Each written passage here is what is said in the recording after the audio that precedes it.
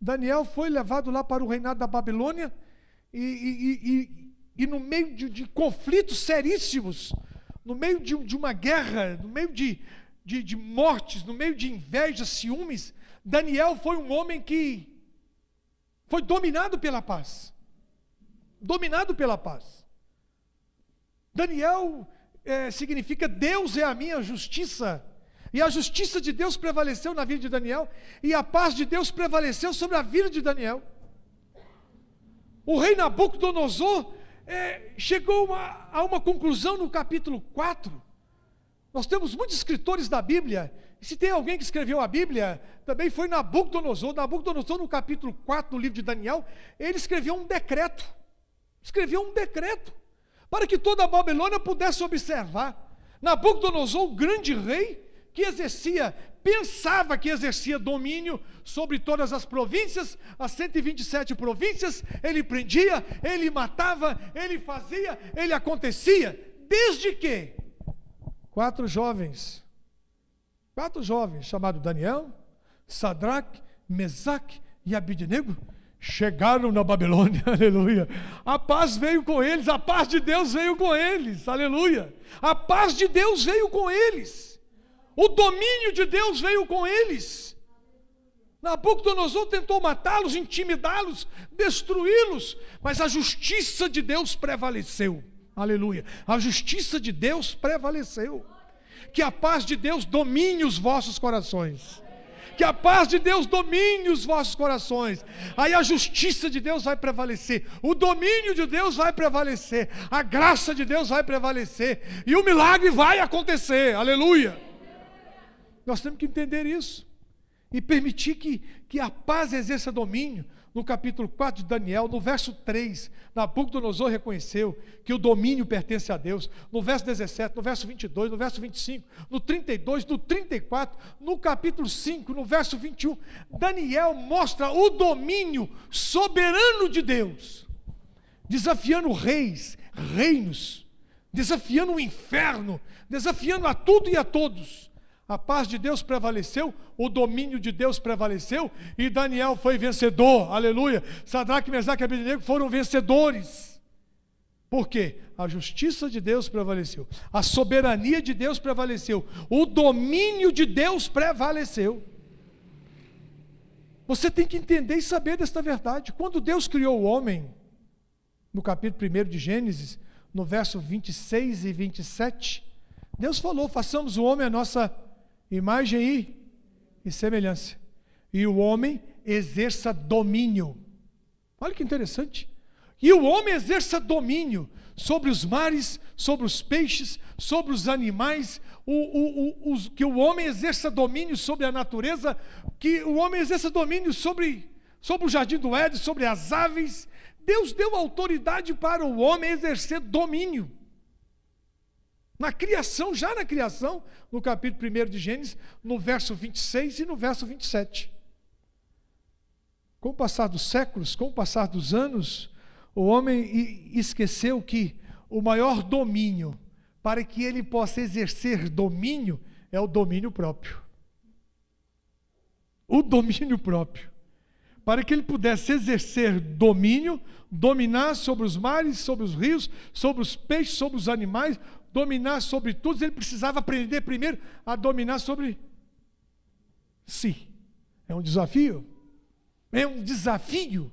É um desafio nós dominarmos a nós mesmos, dominarmos o nosso falar, o nosso pensar, o nosso agir, o nosso reagir. Exercemos domínio sobre nós mesmos, sobre os nossos desejos carnais. Exercer domínio. Então, Paulo, escrevendo aos Colossenses, no capítulo 3, no verso 15, ele disse que a paz de Deus domine os vossos corações. Que a paz de Deus domine os vossos corações. Outra tradução diz que a paz de Deus seja o árbitro dos vossos corações. Mas primeiro, para que eu possa exercer domínio, eu preciso aprender a dominar a mim mesmo. Eu preciso ter domínio próprio. Provérbios capítulo 25, verso 28, diz que eu preciso ter domínio próprio. Em Gálatas, no capítulo 5, no verso 23, um dos frutos do Espírito é o domínio próprio. O Nelson tem que dominar o Nelson. O Nelson, antes de ser pastor, antes de ser pai, esposo, de ter autoridade, de ter influências, eu tenho que exercer domínio sobre mim mesmo. Eu tenho que exercer domínio sobre mim. Eu tenho que ter domínio próprio, para que a paz de Deus prevaleça. Se eu não tiver domínio próprio, a paz não vai prevalecer. E se a paz não prevalecer, eu não terei domínio próprio. E se eu não tiver domínio próprio, eu não exercerei domínio. Aí o shalom de Deus não vai prevalecer. Aí Irene Toquírios não vai prevalecer. Aí eu posso querer impor a pax. A paz imposta. Porque eu mando. Porque eu tenho autoridade para mandar, para fazer. Nabucodonosor pensava assim. Até que ele foi comer capim com os animais.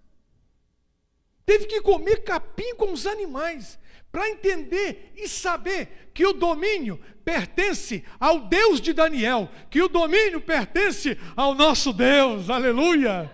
E este domínio do nosso Deus, ele produz paz, produz justiça, produz segurança, produz vitórias, aleluia.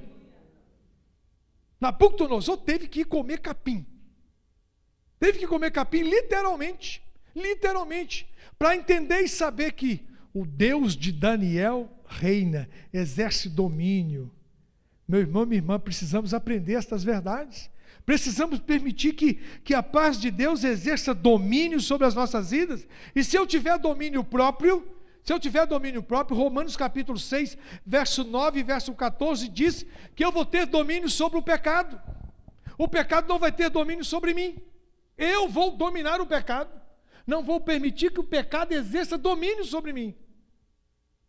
E se eu tiver domínio próprio, eu vou dominar o pecado e vou dominar também a morte. A morte não terá domínio sobre mim.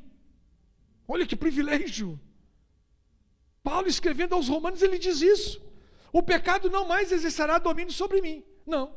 A morte também não. O inferno também não. Os demônios também não. Os homens também não. Porque o que prevalece no meu coração é a paz de Deus, que produz o domínio sobre a minha vida, e que produz justiça, e que produz vitórias, aleluia. E a soberania de Deus prevalece. E você tem que permitir que isso aconteça com você. Você tem que permitir, você tem que querer. E buscar esta paz, exercitar esta paz, exercitá-la, buscá-la, em todas e quaisquer circunstâncias. É um desafio constante.